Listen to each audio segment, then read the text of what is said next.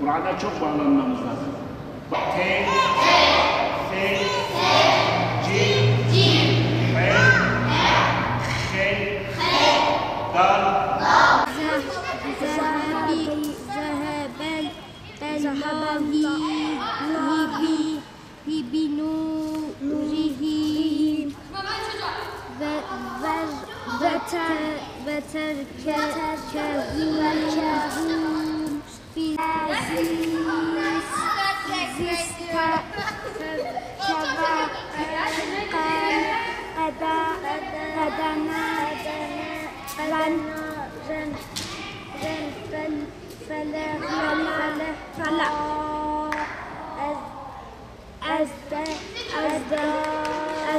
En başta zor olduğunu düşündüm, sonra daha kolay geldi.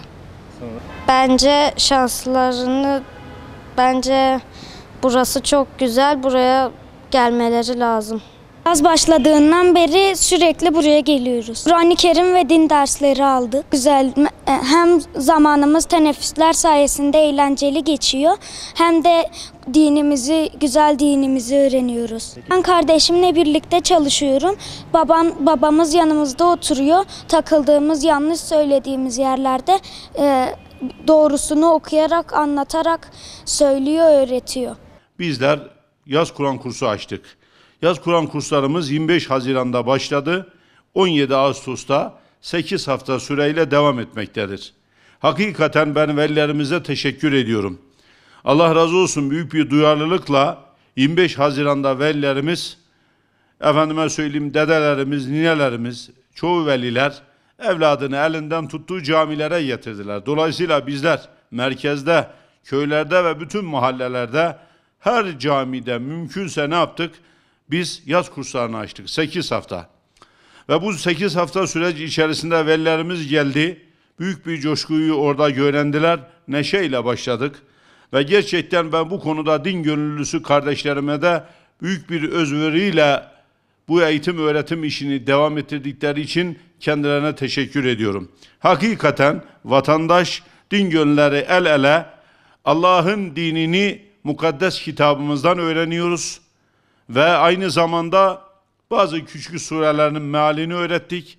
Ve aynı zamanda sosyal etkinlikler, yani yavrularımız, çocuklarımız hem eğlendiler, hem bu eğlence oyun ortamı içerisinde aynı zamanda dini mübin İslam'ı öğrendiler.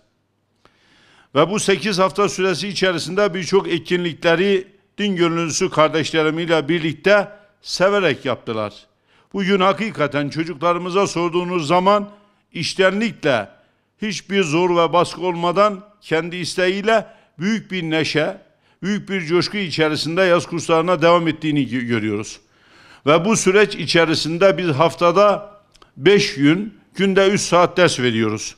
Yavrularımız geldiği zaman hocalarımız ilk gün onları hemen bir mülakata tabi tuttular. Hiç Kur'an bilmeyenleri Elif B'den başlattılar, temelden. Teknik bir bilgi olarak kolay bir yöntem ile inanın onlara 10 gün içerisinde Kur'an'ı öğrettiler. Dini bilgiler eğitimini de veriyoruz kendilerine. Caminin içerisinde sosyal etkinlik de yapıyoruz onlara. Gezilere de götürüyoruz, piknik yaptırıyoruz, sabah kahvaltılarını yaptırıyoruz. Buradaki maksadımız çocuğu camiye ısındırmaktır, Kur'an eğitimine ısındırmaktır. Çocuk ısınmadan Kur'an'ı öğrenemez, algılayamaz, sevemez. Biz bu şekilde elhamdülillah başardık, başarmaya da çalışıyoruz. Son 2 haftamıza girmişiz. Velilerimize tavsiyemiz budur. Çocuklar kursu bitirdikten sonra evde günde en azından 1 saat Kur'an'ı açsınlar, okusunlar, tekrarlarını yapsınlar. Sürekli değil, çünkü sürekli olduğu zaman bitkinlik oluyor. Ama günde en az yarım veya 1 saat Kur'an eğitimine, yani Kur'an okumasına özen göstersinler, okusunlar ki unutmasınlar. Bu yaz Kur'an kurslarının çocuklar üzerindeki güzellikleri bunlar. Biz şunu tavsiye ediyoruz bütün meslektaşlarımıza, herkese, özellikle velilere. çocuğu camiye ısındırmak lazım önce. Çocuğu Kur'an kursuna ısındırmak lazım, sevdirmek lazım. Sonra ona Kur'an eğitimini vermek lazım. Çünkü çocuğun gittiği yerde eğer sevgi görmezse o eğitimde de noksanlık olur, istemeyerek olur. Ondan sonra sırtını çevirir. Onu güzel bir şekilde sevindiririz, ısıtırız, sevdirmeye çalışırız. Yaramazlığını görmemezlikten geliriz. Gerekirse camilerde oynarlar, koşarlar. Çünkü cami buluşma yeridir, cem etme yeridir, çocuğu sevdirme yeridir.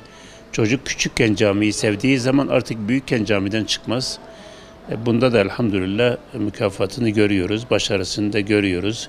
Çocukların camilere karşı sevgilerini de görüyoruz, ısınmalarını da görüyoruz.